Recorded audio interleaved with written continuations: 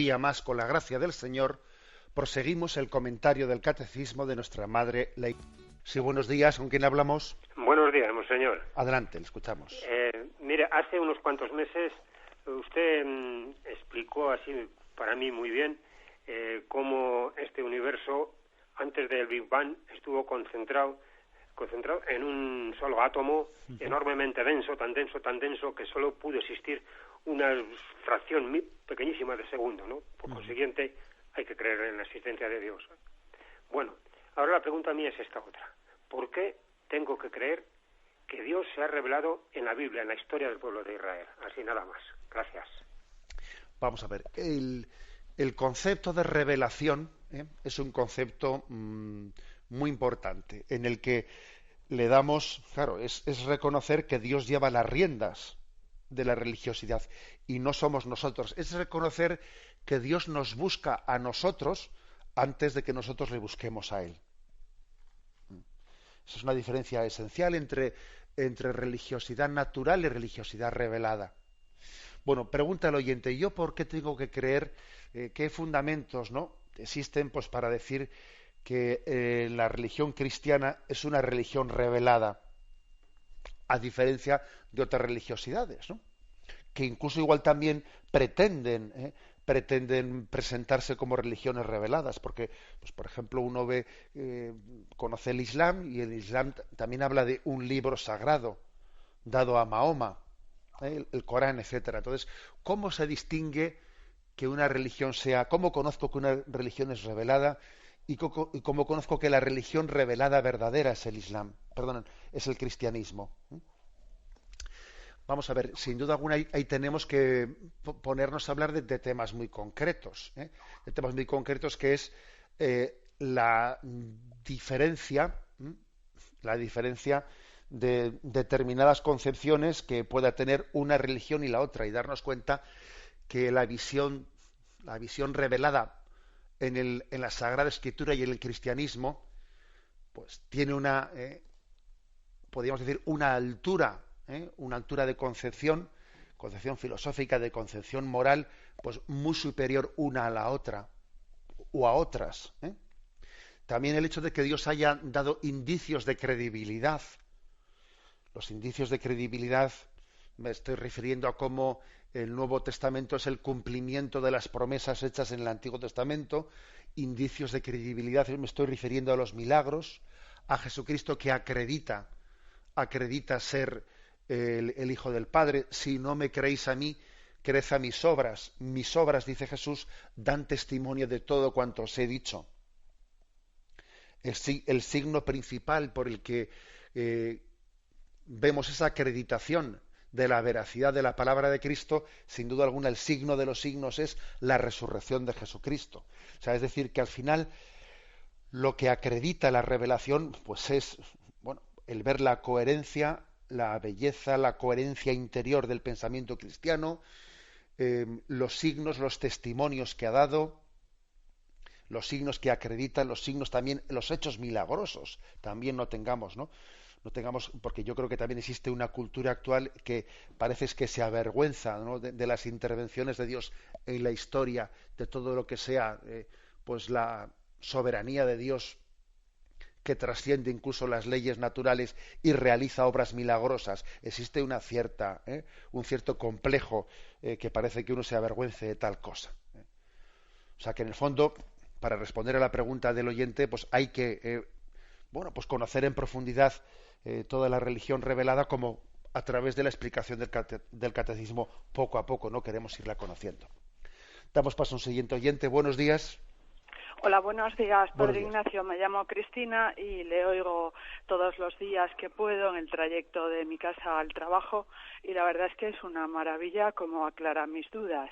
Entonces, la pregunta la tenía pendiente desde hace mucho tiempo, y es algo que gente que está a mi alrededor y que no es católica y cristiana me suscita y me pide una respuesta, y yo la verdad es que no la tengo, y es: ¿por qué existe el dolor en el mundo? Ayer habló de esto, pero yo no pude escucharlo hasta el final y no sé si dio alguna respuesta al respecto.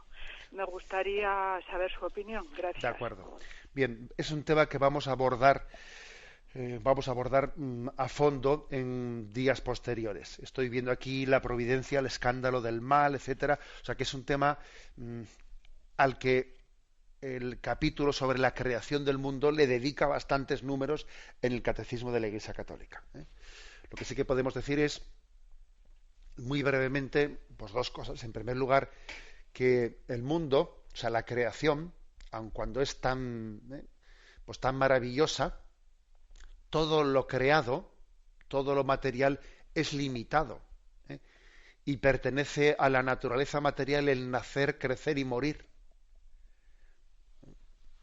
Es así, y para que este mundo tenga, la naturaleza tenga estas maravillosas pues características que estamos viendo, pues también hace falta el agua, y para que el agua exista hace falta que existan las montañas, las grandes montañas en las que la nieve se conserva y después va descendiendo, pero para que las montañas se eleven, también en las capas tectónicas se empujan unas a otras, lo cual origina los terremotos que posibilitan que las montañas se eleven, pero que luego también, o sea, es decir, existe todo, o sea, en toda la ley natural es maravillosa, pero al mismo tiempo como material que es limitada.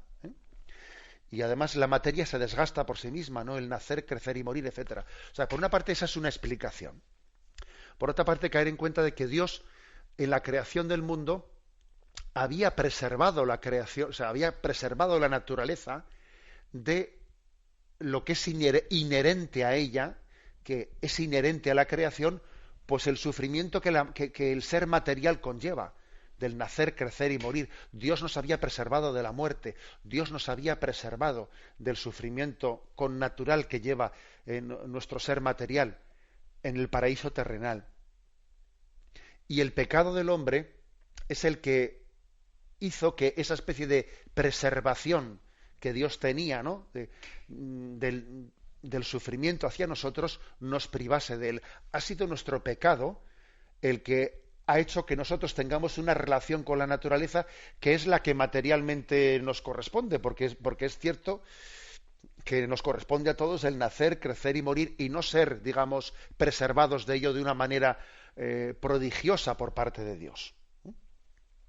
Entonces, Dios, en este momento, ¿no?, de la historia de la salvación, en este momento, Dios no nos ha preservado como estábamos preservados en el paraíso terrenal, del sufrimiento y de la muerte, pero al mismo tiempo, aunque esa preservación del paraíso terrenal terminó después del pecado original, sin embargo Dios nos llama a un destino de felicidad eterna en el cielo, todavía superior al que podían tener Adán y Eva en el paraíso terrenal, a través de la santificación de esta vida, del abrazar nuestra cruz, del abrazar el sufrimiento y de abrazar el dolor. O sea que por una parte el sufrimiento es connatural con el mundo material, es connatural, pero en el plan de Dios, abrazarlo, hacer de ello un instrumento de nuestra purificación y de nuestra santificación, es el plan actual de la salvación en el que estamos en este momento. Hablaremos de ello con detalle. Damos paso al siguiente oyente. Buenos días. Hola, buenos días, sí. Padre Esteban. Mire, adelante. No viene al caso lo que le voy a preguntar, pero es que me tiene muy preocupada. Usted me dice siempre que Dios tiene un plan para nosotros, que yo creo que el plan mío desde hace 30 años fue que yo fundara una familia. Yo fui la causa de romper esa familia, es más, mi matrimonio se anuló, pedí perdón a todos, incluso, pero he perdido mi marido, he perdido mis hijos, aunque les pidiese perdón no quieren saber nada de mí, vivo en la más absoluta soledad.